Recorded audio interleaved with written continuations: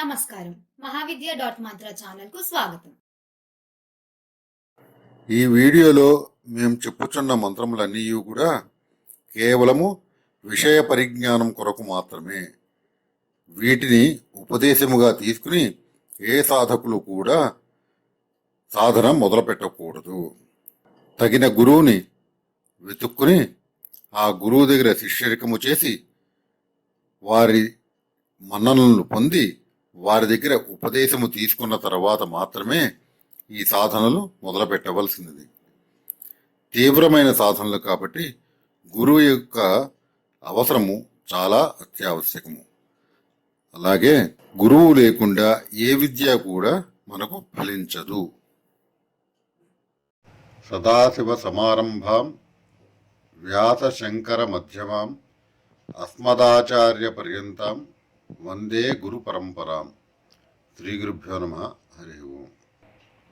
ప్రస్తుత కాలములో తంత్రము అనగా అదేదో చెడు చేయటం అని, రహస్యంగా కుట్రలు పనటం, ఏదో శ్మశాన సాధనలు అని అనుకుంటూ ఉంటారు. దాన్ని తంత్రము అని అనరు. దాన్ని చేతబడి లేక కుతంత్రము అని అంటారు. మానవులు వారికి దరిద్ర బాధలు లేదా శత్రు బాధలు, రుణ బాధలు, అనారోగ్య సమస్యలు ఇలాంటివి ఉన్నప్పుడు తంత్రము చేత ఆ కార్యములో విజయం సాధించుకోరుటకు తంత్రశాస్త్రమును అవలంబిస్తూ ఉంటారు. ఈ తంత్రశాస్త్రం అనేది చాలా శక్తివంతమైనది. వేద విహిత మంత్రములు ఏవైతే ఉన్నాయో ఈ కలికాలంలో సిద్ధించుటకు కష్టతరముగా ఉన్నది. అందులకు పూర్వమే శివుడు భైరవ సాధనలు, శాక్తేయ సాధనలు అటువంటివి ఉపదేశించి ఉన్నాడు. ఈ తంత్రశాస్త్రమునందు ఎక్కువగా గురువు లేనిదే ఏ విద్యలోనూ రాణింపు జరగదు కనుక గురువు, దాని తర్వాత మనకి లక్ష్మీ గణపతి ఆత్మరక్షణ కోసము, విఘ్నాలు జరగకుండా ఉండటం కొరకు మహాగణపతి కానీ, లక్ష్మీ గణపతి కానీ, శ్రీ విద్యోపాసకులైనటువంటి వారు శ్రీ విద్యా గణపతి కానీ చేసుకోవటం అత్యుత్తమం. దాని తర్వాత క్షేత్రపాలక మంత్ర సాధన చేయవలసి ఉంటుంది. ఈ క్షేత్రపాలక సాధన చేసేప్పుడు మన క్షేత్రపాలక మంత్రాన్ని కనీసం 10,000 మార్లు జపించాలి.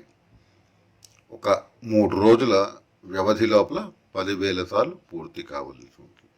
దాని తర్వాత వీలైన వాళ్ళు తంత్రశాస్త్రమునందు పట్టు సాధించాలి అనుకునేవారు కనీసం 1,25,000 కన్నా 11 రోజుల లోపల పూర్తి చేయవలసి ఉంటుంది.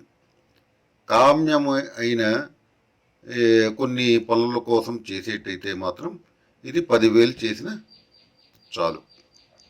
దాని తర్వాత ఈ తంత్రములలో ఎక్కువగా షట్కర్మలకి ఉపయోగిస్తూ ఉంటాం. ఒక మనిషి తప్పిపోయాడు, ఎవరు వెళ్ళి శ్రీ విద్యోపాసకుడి దగ్గరికి వెళ్ళి అయ్యా మా అబ్బాయి తప్పిపోయాడు, లేదా ఫలానా వారు తప్పిపోయారు చేయండి అంటే అతను వెంటనే చేయలేరు. తంత్రశాస్త్రము తెలిసిన వారు ఆకర్షణ మంత్రాన్ని ప్రయోగింపజేసి అతన్ని ఆకర్షించగలుగుతారు.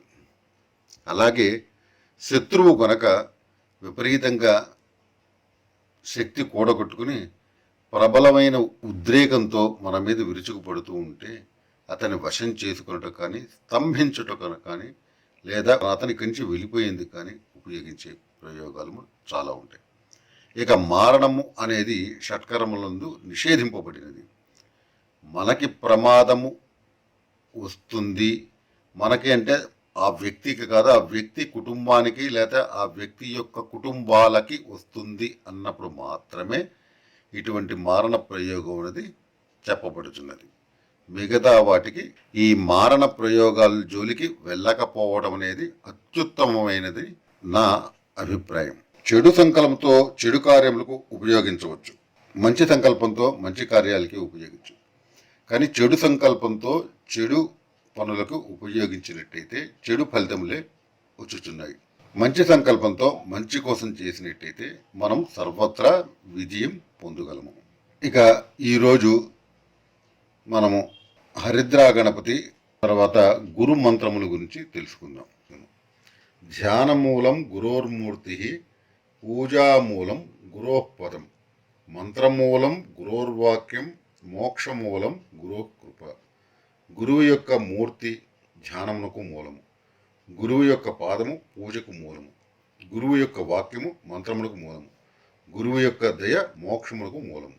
గురు బ్రహ్మ గురుర్విష్ణు గురుర్దేవో మహేశ్వర, గురు సాక్షాత్ పరం బ్రహ్మ తస్మై శ్రీ గురవే నమః. గురువే బ్రహ్మ, గురువే విష్ణువు, గురువే శివుడు, గురువే సాక్షాత్ పరబ్రహ్మము. అట్టి గురువునకు నమస్కారం. అఖండ మండలాకారం వ్యాప్తం ఏన చరాచరం తత్పదం దర్శితం ఏన తస్మై శ్రీ గురవే నమః.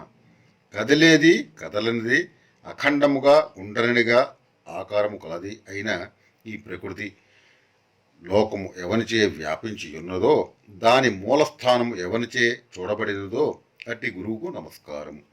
ఇవి చేసుకున్న పెదప ఓం హ్రీం గురో ప్రసీద హ్రీం ఓం ఈ మంత్రమును ప్రతిరోజు 108 మార్లు జపించుచుండవలెను.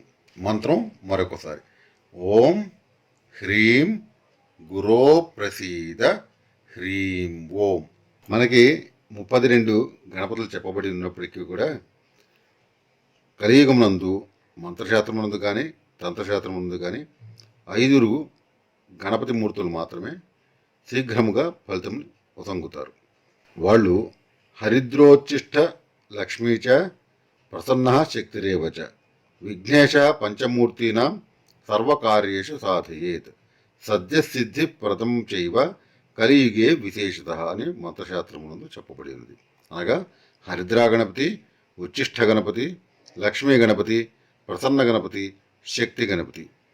తంత్రశాస్త్రమునందు ఈ 5 గణపతులను మనము ఉపదేశము తీసుకుని వాటిని ఉపాసన చేయటం అత్యంత ఫలప్రదమైంది. శీఘ్రముగా ప్రతి కార్యమునందు విజయం సాధించగలుగుతాము. ఇక ఇప్పుడు ఈ గురు మంత్రము తర్వాత మనం మొదటగా హరిద్రా గణపతి గురించి తెలుసుకుందాం. విద్యాక్రమం ప్రవక్ష్యామి హరిద్రాక్షో మహాత్మనః లభ్యతే యత్ ప్రసాదేన పురుషార్థ చతుష్టయ. హరిద్రా గణపతి యొక్క విద్యా సాధన క్రమం గురించి తెలుసుకుందాం. హరిద్రా గణపతి యొక్క అనుగ్రహం వలన సాధకులకు ధర్మ అర్థ కామ మోక్షములు అను పురుషార్థములు 4 లభించగలవు. ముందుగా ఈ మంత్రముకు ఋషి చందో దేవతలను మనము న్యసింపవలెను. తన యొక్క మూర్ధి స్థానముందు ఋషిని, వదనమునందు అనగా ముఖమునందు ఛందస్సును, హృదయము అందు దేవతను న్యాసమునర్పవలెను. అనంతరం బీజమును దక్షస్థనమునందు, శక్తిని వామస్థనమునందును, కీలకమును ఆ రెండిటి యొక్క మధ్య భాగమునందు న్యసింపవలెను. ఇవి ప్రతి గురువు యొక్క సాంప్రదాయం అనుసరించి వారి వారి సాంప్రదాయం ప్రకారం చేసుకోవలసిందిగా కోరుచున్నాము. ఎవరైతే ఏ సాధన కోసం చేసుకుంటున్నారో ఆ సాధింపదలచిన కార్యమును వినియోగముగా చెప్పవలను. ముందు ఋషి మొదలగు వాణ్ణి న్యసించి అటుపింబట కరన్యాసము, తర్వాత అంగన్యాసము, తదుపరి వర్ణన్యాసము చేయవలను. దిగ్బంధనం ఉనర్చవలను. హరిద్రా గణపతిని ధ్యానించి పంచ ఉపచార పూజలు అనగా లమిత్యాది పంచోపచార పూజలు చేసి హరిద్రా గణపతి యొక్క మూల మంత్రమును జపించవలను. హరిద్రా గణపతి జపాన్ని మనం 21 రోజుల లోపల 1,25,000 జపం చేసుకుని దాని తర్వాత 12,500 తర్పణం చేయవలను. అది ఆవు పాలతో చేయవలను. దాని తర్వాత 1250 సార్లు ఆ మంత్రమును మనం హవనం చేసుకునేవలను. 125 సార్లు మార్జనం చేసి 12 మంది బ్రాహ్మణులకి భోజనం పెట్టుట వలన శీఘ్రముగా సిద్ధిస్తుంది. ఈ హరిద్రా గణపతి జపం చేసుకున్నట్టుకు ముందుగా ఈ హరిద్రా గణపతి మూర్తిని పసుపు కొమ్ము మీద తయారు చేయించుకుని సిద్ధంగా ఉంచుకోవాలి. అలాగే పసుపు కొమ్ముతో తయారు చేయబడినటువంటి మాల 108 పూసలు ఉన్నటువంటి మాల, అది కూడా పసుపు కొమ్ముతో చేయబడినది సిద్ధం చేసుకోవాలి. దీని తర్వాత ఏదైనా చతుర్థి రోజు తారాబలం చూసుకుని మొదలు పెట్టవలసింది. ఈ ఉపాసనలో ఇతరులకు ఎవరికీ తెలియకూడదు. ఈ ఉపాసన ఆ విధముగా హరిద్రా గణపతి మంత్రమును జపించుచుండవలను. ఈ జపించుటకు పూర్వము ప్రతి ఉదయము ఈ హరిద్రా గణపతి అనగా ఈ పసుపు కొమ్ముతో తయారు చేయబడినటువంటి హరిద్రా గణపతి మూర్తికి ప్రతి ఉదయము మధ్యాహ్నమందు అస్తమనం తర్వాత పూర్తిగా చీకటి పడక మునుపు ఆ మూర్తిని షోడశోపచార పూజ చేసి ఇది జపము చేయవలను.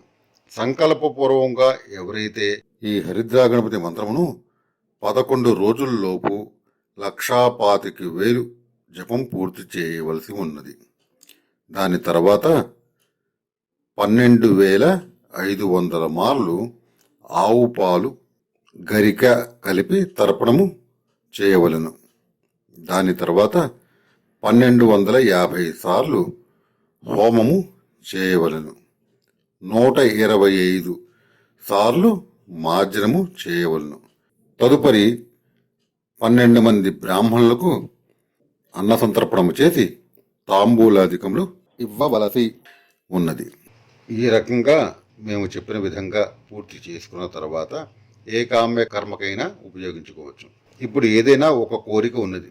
ఆ కోరిక ఉన్నప్పుడు సంకల్పము చెప్పుకుని ఆ సంకల్ప పూర్వకముగా 10,000 ఈ హరిద్రా గణపతి మంత్రము చేసుకుని నేతి యందు ముంచబడిన కుడుములు అనగా కుడుములు తీసుకుని నేతిలో ముంచి 1,100 సార్లు హోమం కావించి పూజించిన ఎడల అసాధ్యముకు కోరికలు సైతం శీఘ్రముగా ఫలించగలదు. అలాగే ఏదైనా ఒక కోరిక ఉన్నప్పుడు మండలం అనగా 40 దినములు దీక్షను గైకొని ప్రతి దినమున గణేశుని పసువర్ణము గల పుష్పములచే పూజించుచు దినమునకు 2,500 మూలమంత్రము జపము కావించుచు 1,00,000 జపము పూర్తి కావించి అందులో 10వ వంతు అనగా 10,000 నేయి పేలాలతో హోమము గావించిన 6 మాసాల్లోపు వివాహము కాగలదు. ఫల ప్రమాణమైన ఆవు పంచితమునందు సైంధవ లవణము పసుపు పొడి కలిపి గణపతిని పూజించి 5,000 పర్యాయములు మూలమంత్రము జపము చేయుచు పై ఓషధిని అభిమంత్రించి బహిష్ఠ స్నానము చేసిన 4వ దినమున స్త్రీచే శ్రేవింపజేసిన సంతానం కలుగగలదు. కానీ ఈ విధంగా 3 పర్యాయములు చేయవలను. పసుపు కొమ్ముపై గణేశుని విగ్రహము చెక్కించి ప్రాణప్రతిష్ఠాదీకములు ఉనరించి ప్రతినిత్యము యథాశక్తి పూజింపుచు మూలమంత్రమును 1008 మార్లు జపించుచుండిన అట్టి సాధవునికి సమాజమునందు గౌరవ ప్రతిష్టలు, సన్మాన సత్కారములు, సుఖ భోగ ధన వస్తు కనక సంపత్తులు చేరగలవు. మూలమంత్రమును భక్తి శ్రద్ధలతో 1,25,000 సార్లు జపించి 12,500 సార్లు తెల్లని పద్మ పుష్పములను నేతితో తడిపి హోమము కావించిన ఎడల కలిదోషములు అంతరించగలవు మరియు ఘోర దారిద్ర్యము నుండి విముక్తి కలిగి కుబేరుడితో సమానమైనటువంటి ధనప్రాప్తి కలగగలదు. అలాగే మూలమంత్రమును అనగా ఈ హరిద్రా గణపతి మూలమంత్రమును 1,00,000 పర్యాయములు జపించి 10,000 పర్యాయములు మారేడు ఫలములు ఉంటాయి కదా, బిల్వ ఫలములు, దాని యందు గుజ్జు ఉంటుంది. ఆ గుజ్జు చేత హోమము కావించిన ఎడల అధికారము పదవి లభించగలవు. ఇక్కడ అధికారమునుగా ఏదో చిన్నపాటి అధికారం కాదు, ఉత్కృష్ట పదవి లభించగలదు. అలాగే ఈ హరిద్రా గణపతిని పూర్ణ కలశమునందు ఆవాహనం చేసి 10,000 పర్యాయములు మూలమంత్రము జపము కావించి పూజించి ఆ జలములచే రోగగ్రస్తునకు అభిషేకించిన ఎడల ఆ వ్యాధి నివారణ అయి ఆరోగ్యము శీఘ్రముగా కలుగగలదు. అలాగే ఈ ప్లేడర్లు అనగా లాయర్లు ఇలాంటి వాళ్ళు 10,000 మంత్రజపం కావించి 108 పసుపు ముద్దలచే స్వామిని పూజించి పసుపునందు తేనె కలిపి తిలకముగా ధరించి సభలకు వెళ్ళిన జయము గావించుకోగలుగుతారు. అనగా వాదోపవాదనందు వాళ్ళు విజయం సిద్ధించుకోగలుగుతారు. ఇక హరిద్ర గణపతి యొక్క మంత్రము తెలుసుకుందాం. ఓం అస్య శ్రీ హరిద్రా గణపతి మహామంత్రస్య మదన ఋషి అనుష్టుప్ఛంద హరిద్రాగణనాయకో దేవత గ్లౌం బీజం హుం శక్తి స్వాహా కీలకం మమ అభీష్ట సిద్ధ్యర్థే జపే వినియోగ. ఇక అంగజ్ఞాత కరజ్ఞాతములు.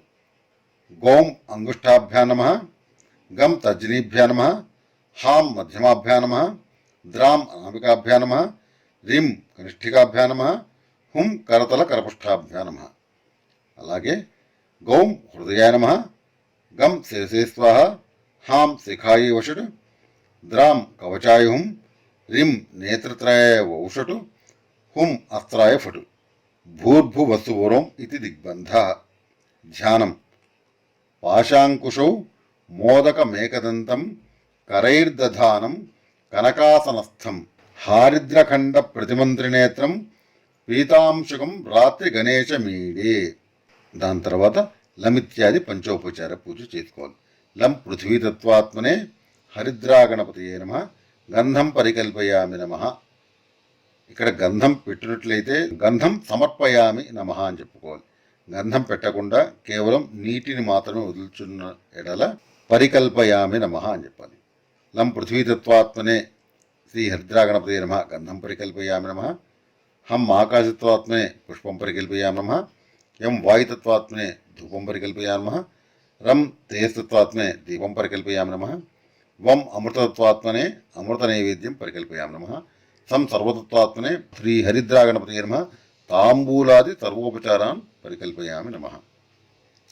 గురుధ్యానం చేసుకోవాలి. గురు బ్రహ్మ గురుర్విష్ణు గురుదేవో మహేశ్వర గురు సాక్షాత్ పరబ్రహ్మ తస్మై శ్రీ గురవే నమః. ఇక మూలమంత్రంలోకి వెళ్తే ఓం హుం గం గ్లౌం హరిద్రాగణపతయే వరవరద సర్వజన హృదయం స్తంభయ స్వాహ. ఈ మంత్రజపం అయిన పిదప దిగువమోకం చెప్పుకొని లమిత్య ధ్యానం చెప్పుకొని లమిత్యాది పంచపోచార పూజ చేసి చేసుకునేవలను. ఈ హరిద్రాగణపతి మనకి వారాహి బగలాముఖి అలాంటి వాటిల్లో ప్రముఖముగా ఈయన గురించి విస్తారముగా చెప్పబడి ఉంటుంది. ఆ రెండు విద్యలు ఎక్కువగా స్తంభనకు ఉపయోగిస్తూ ఉంటారు. ఈ హరిద్రాగణపతి కూడా స్తంభనకు ఎక్కువగా ఉపయోగించిన చాలా శీఘ్ర ఫలదాయకంగా శాక్తేయ తంత్రములన్నీ ఫలించగలరు. హరి ఓం. ఈ వీడియో మీకు నచ్చినట్టయితే లైక్ చేయండి, షేర్ చేయండి, అలాగే సబ్స్క్రైబ్ చేయండి. సబ్స్క్రైబ్ చేసిన తర్వాత బెల్ ఐకాన్ క్లిక్ చేయండి. Thank you for watching.